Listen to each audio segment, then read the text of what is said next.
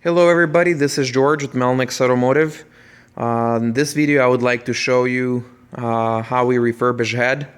I'm pretty much done with it. I got last valve to do on the exhaust side, and like I said, you could do it by hand, but it takes a long time and you're gonna get a good blisters on it. So, well, I have a tool. It's an OEM tool. It's a suction cup type of a tool, and it has both sides to it. It had it for larger valves, and this is obviously for the smaller valves.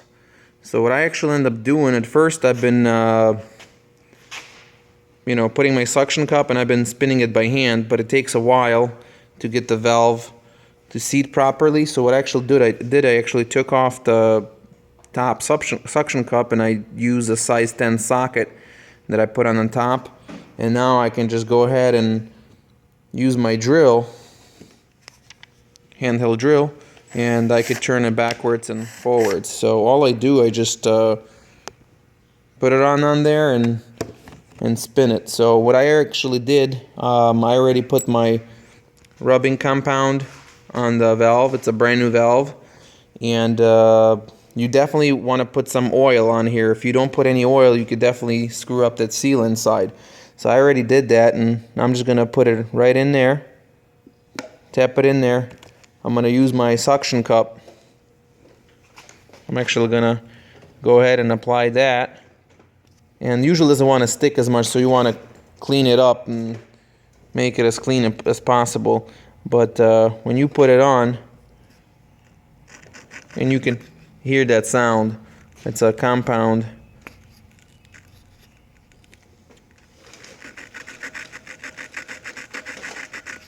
And you gotta kind of lift it up, change the position, and keep spinning it. You gotta do it with both of your hands, and you gotta do it fast, but you will definitely get blisters on your hands if you do that. So that the reason, what I did, and I'll show you in just a second, I'm using my drill. It makes the life a lot easier. You also want to be careful. You don't want to overdo it, but I'll show you in just a second.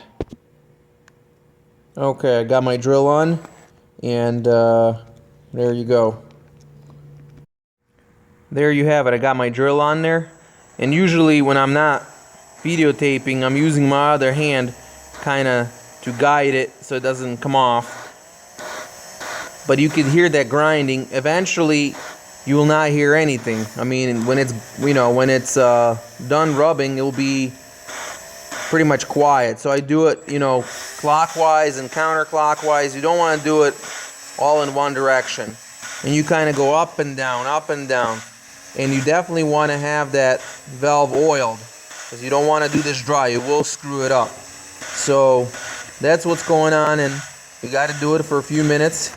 And when the valve is properly rubbed in, it's going to be pretty much hard to move it with your hands. I mean, it's almost like it's glued in there. That means it's really sealed tight.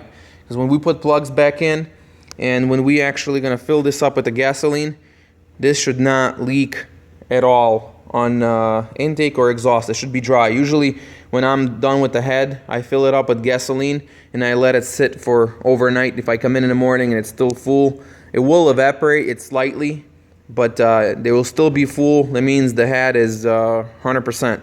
Thanks for watching. Please subscribe to my channel. If you have a question, shoot me an email, and we'll go from there. Thank you again.